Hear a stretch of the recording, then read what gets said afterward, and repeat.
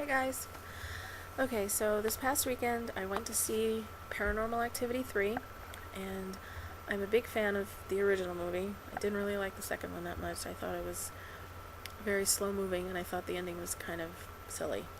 But I decided I'd give the third one a try, and let me just start off by saying that if you haven't seen Paranormal Activity 3 and you want to, and you don't want to know what happens, turn this video off, because obviously if I'm making a video about it, I'm going to talk about what happens in the film, so consider yourself warned. Don't leave me any nasty comments saying that I ruined the movie for you, because you have been warned. Now, if you've been living under a rock for the last 5 years and you don't really know what Paranormal Activity is, the first one was pretty much the story of this woman, Katie, and her boyfriend, Mika. Katie was being haunted.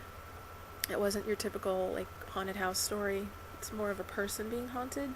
And then the second movie was about Katie's sister Christy and her family, who also had the same problem. And so the third one, Paranormal Activity 3, was supposed to take everything back to the beginning and show you how it all started when Katie and Christy were children.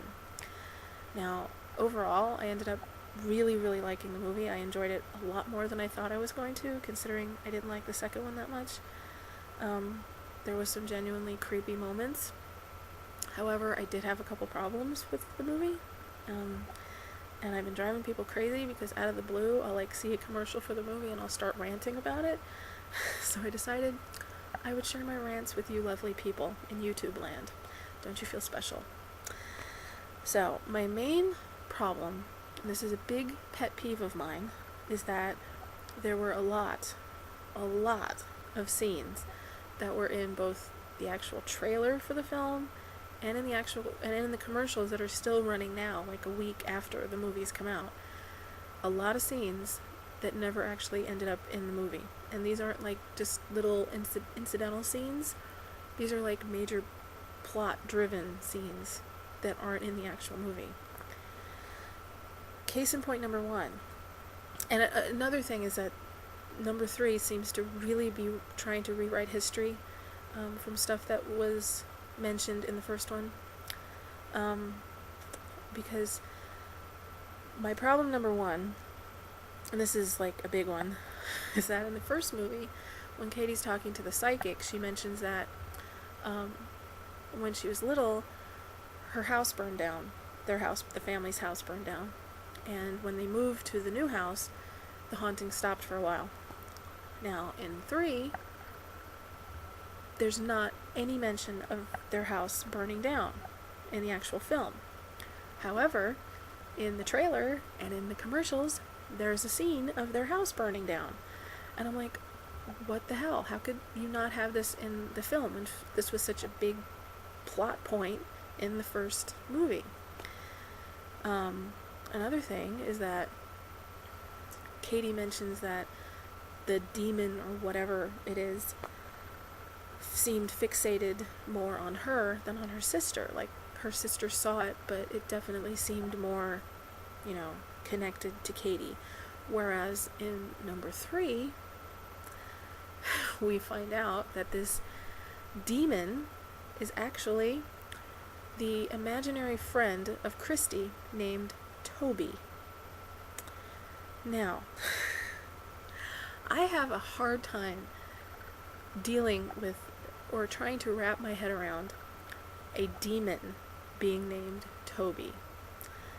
I don't know if this is just a name that Christy was supposed to have used, or if this was what the demon itself called itself, but I hear the name Toby and I just can't make myself be scared. I think of Toby from The Office. So every time somebody said the name Toby in the movie, I'm picturing the guy from The Office, and that's not really scary. But anyway, yeah, so it was supposed to be this imaginary friend of Christy's, so obviously she interacted more with the demon than Katie did. Another thing is that we find out that Katie and Christy's mom has a live-in boyfriend who just happens to be a wedding photographer, so he has an endless supply of cameras that he can, set up around the house.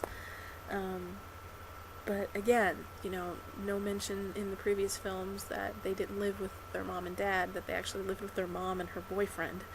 Not that that's such a big deal, but since I'm listing all the little inconsistencies, I might as well list them all.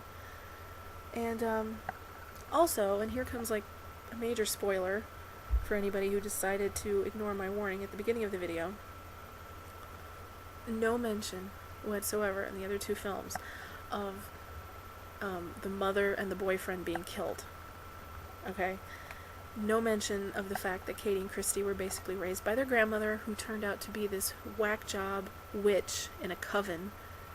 That this was brought up in the second movie, granted, but this supposed coven made a deal with the devil, for success, that they would give them this demon their firstborn male child. But no mention of them being raised by the grandmother. And I mean, just little things added up to this big clusterfuck in my head of all these problems. So it's like, I really want to see the movie again to see if, like, the stuff that didn't make it in the movie is so obvious, like it was when I first saw it the first time.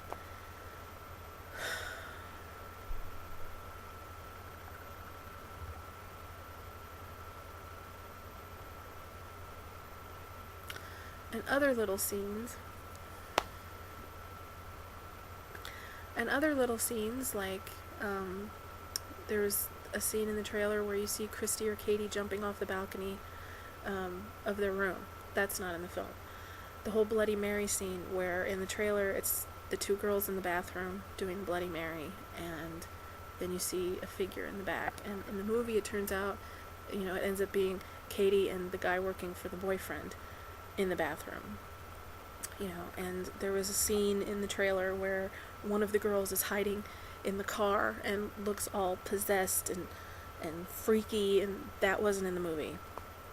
And it's just like a bunch of little things that all add up to this big clusterfuck in my head. Maybe I have ADHD or ADD or whatever, obsessive compulsive, but it's just like little things like that just like nag away at my brain, and ever since I saw it, it's been bugging me. And yeah, kind of makes me want to see the movie again, just to see if those things stick out as much as I remember them, or if it's just my imagination.